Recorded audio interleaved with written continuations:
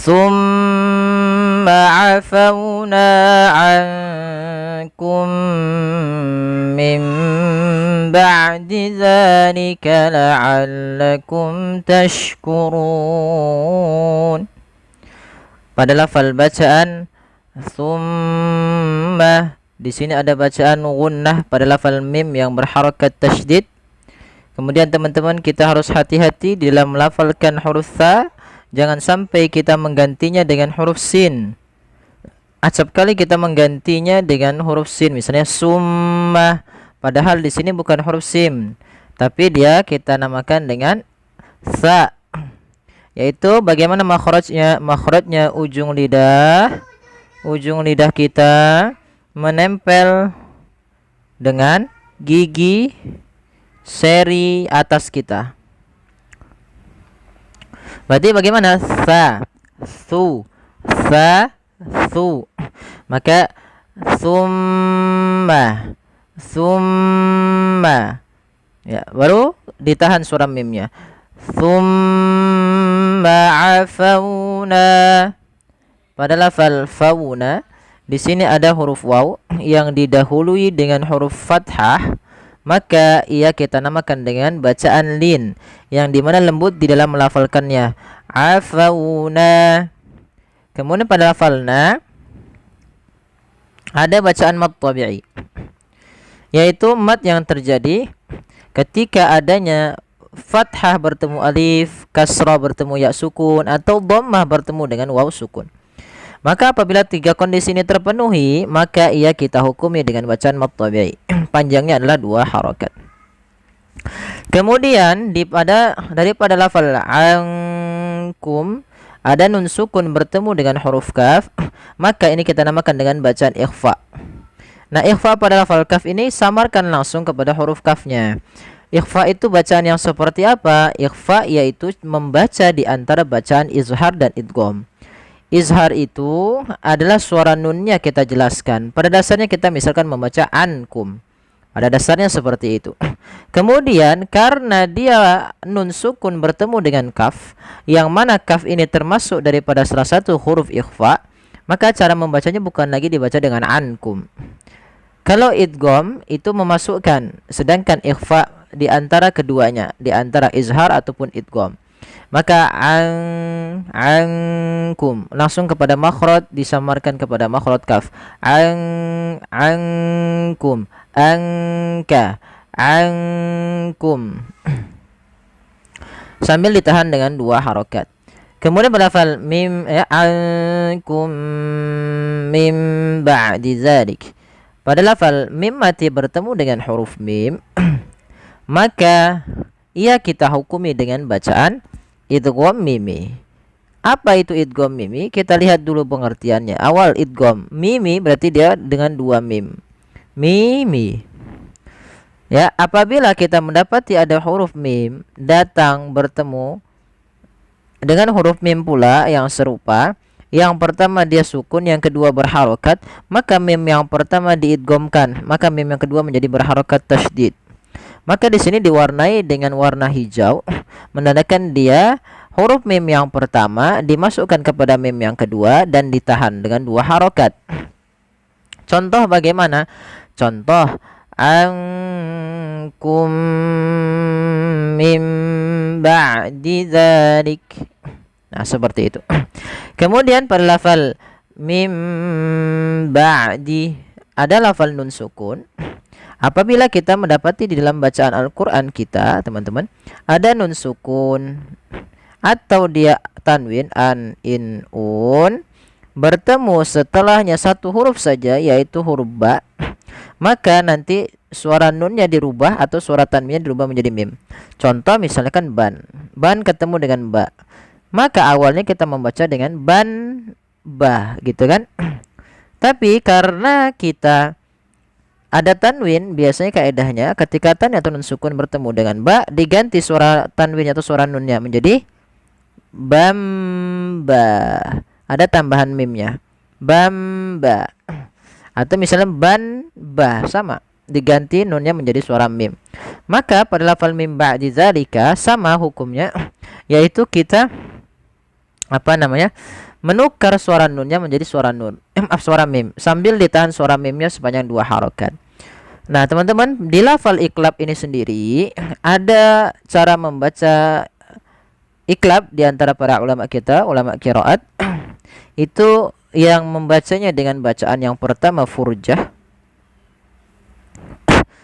yang kedua dengan bacaan itbaq. Furjah ada masih menyisakan sedikit rongga untuk dia bibir kita tidak terlalu rapat, maka ada furjah. Furjah itu kan ada rongga kecil. Nah, dia melafalkannya tidak seutuhnya mimnya tuh dirapatkan, tapi mim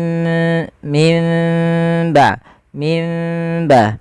Sedangkan yang satunya dengan itbaq mim ba berbeda sedikit tapi tetap sama.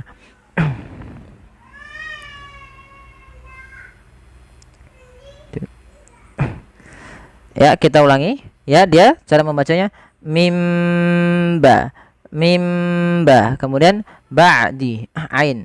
Kemudian pada lafal zal, zalika ada mad tabi'i, fathah bertemu dengan alif, panjangnya 2 harokat.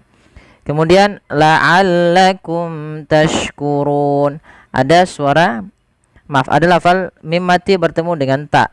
Apabila mim mati muta, kita namakan dengan hukum tajwid berupa bacaan izhar syafawi, yaitu suara mimnya harus dibaca dengan jelas.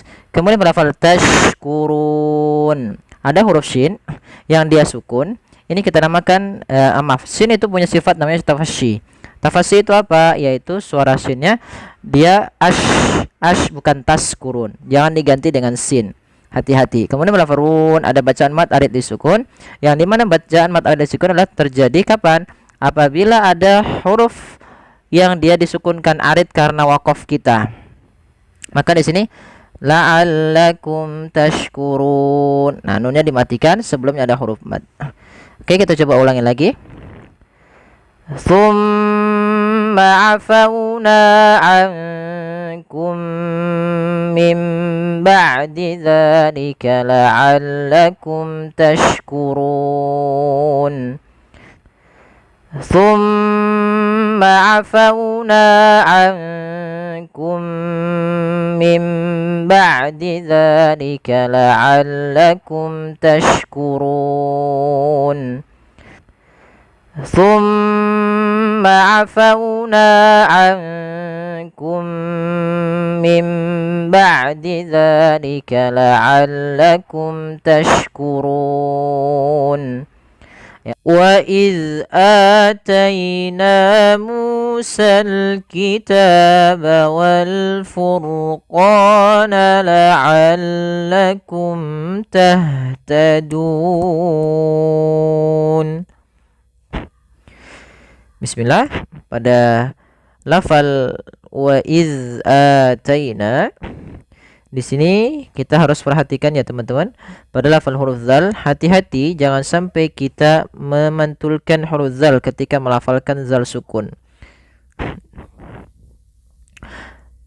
Ada beberapa kesalahan yang terjadi di dalam melafalkan huruf zal yang berharokat sukun.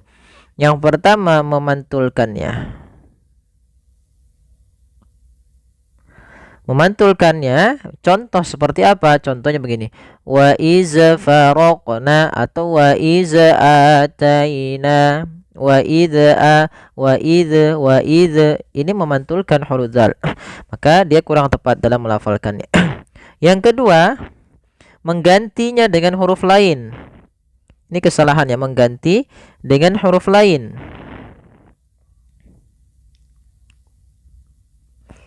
Yaitu apa? Misalkan menggantinya dengan zai. Wa iz ataina. Nah, apabila kita menggantinya, takutnya kita merubah makna daripada huruf itu sendiri. Maaf, daripada ayat itunya.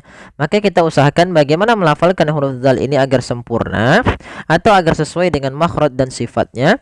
Maka kita harus mengetahui makhraj daripada huruf zal. Huruf zal itu makhrajnya, kita ulangi, ujung lidah kita, ujung lidah itu bertemu dengan apa? Gigi seri atas. Gigi seri atas. Maka bagaimana pelafalannya? Za. Ketika sukun wa iz. Nah, za huruf dzal itu salah satu sifatnya yang ada, sifat huruf dzal. Kita ulangi dari apakah huruf dzal itu memiliki nafas yang mengalir atau tidaknya.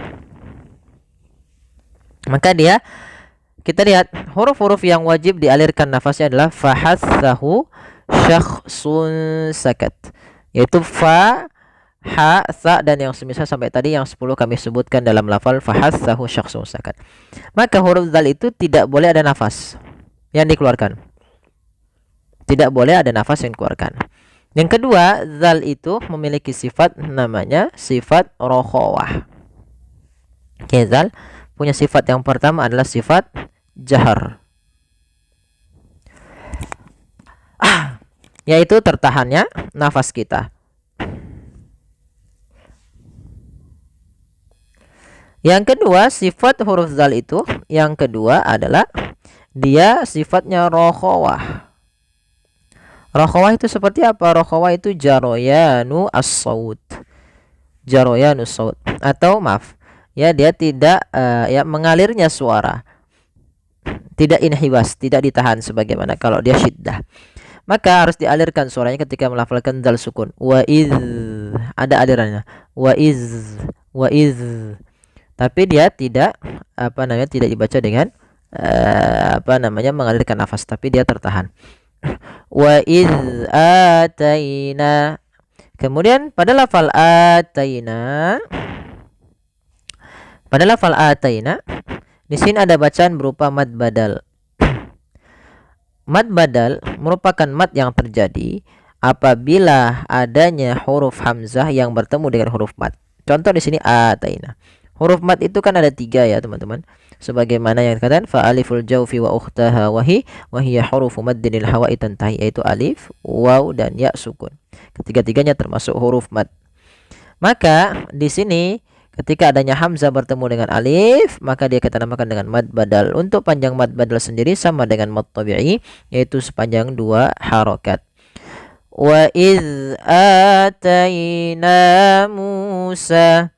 Pada lafal taina ada fathah bertemu dengan huruf ya sukun. Maka ini bacaan lin. Bacaan lin yang dimana dilembutkan. Kemudian pada lafal na dan Musa, na dan mu, kedua-duanya adalah mad tabi'i. Na dipanjangkan dengan adanya alif, mu dipanjangkan dengan adanya huruf waw. Dan panjangnya harus sama. Kemudian pada lafal Musal kitaba, di sini ada alif lam. Alif lam di sini kita namakan dengan alif lam qamariyah. Alif lam qamariyah.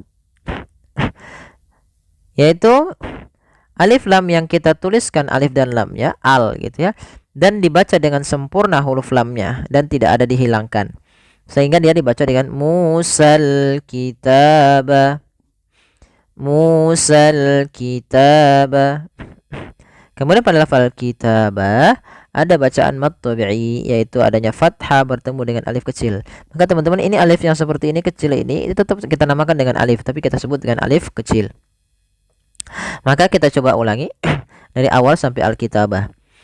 Wa iz ataina Musal kitabah. Ya.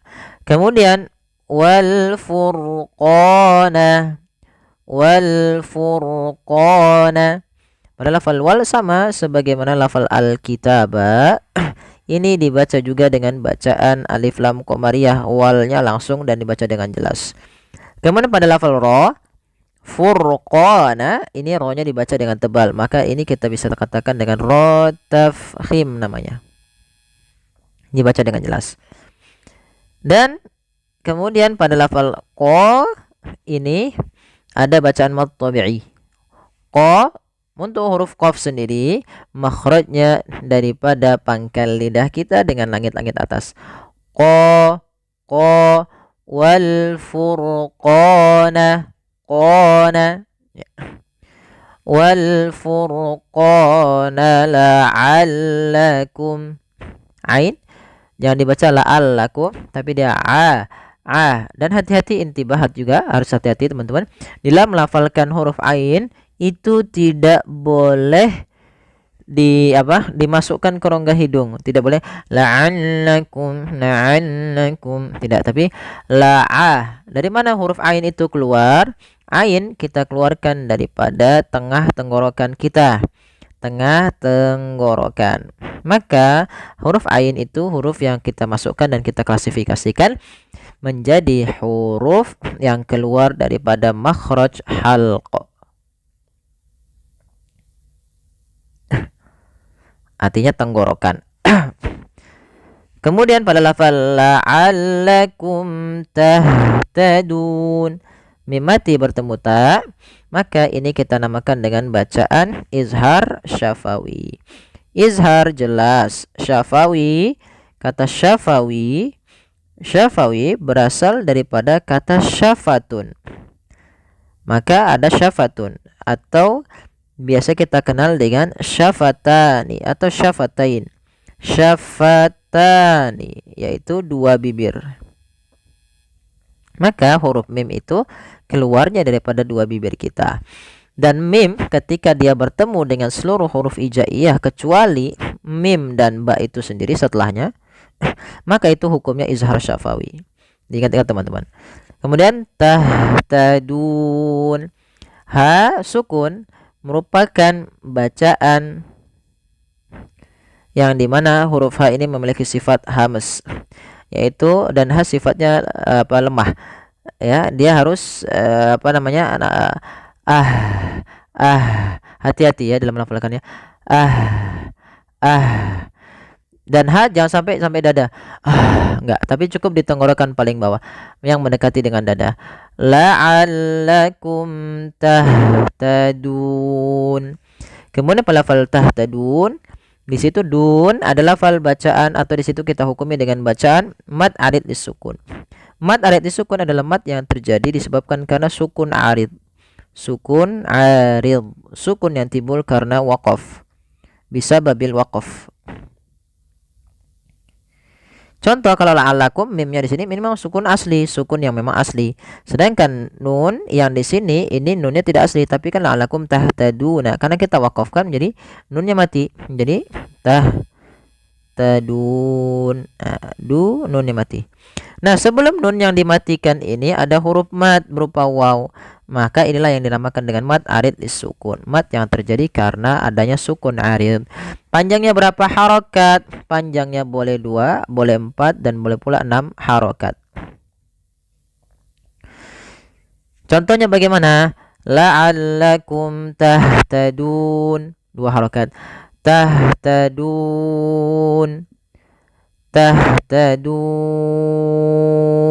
6 harokat.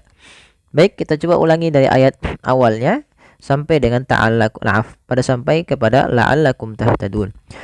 Wa idz atayna Musal kitaba wal furqana la'allakum tahtadun. Ya, sadaqallahul azim. Alhamdulillah, kita telah menyelesaikan bahasan kita pada surah Al-Baqarah pada ayat kali ini. Semoga yang sedikit ini bermanfaat bagi kita bersama. Mohon bantuannya teman-teman untuk like, share, dan subscribe, dan ikuti perkembangan video-video selanjutnya di Ngaji Yufi. Semoga bermanfaat. Kurang lebihnya mohon maaf. Wabillahi taufiq wal hidayah. Wassalamualaikum warahmatullahi wabarakatuh.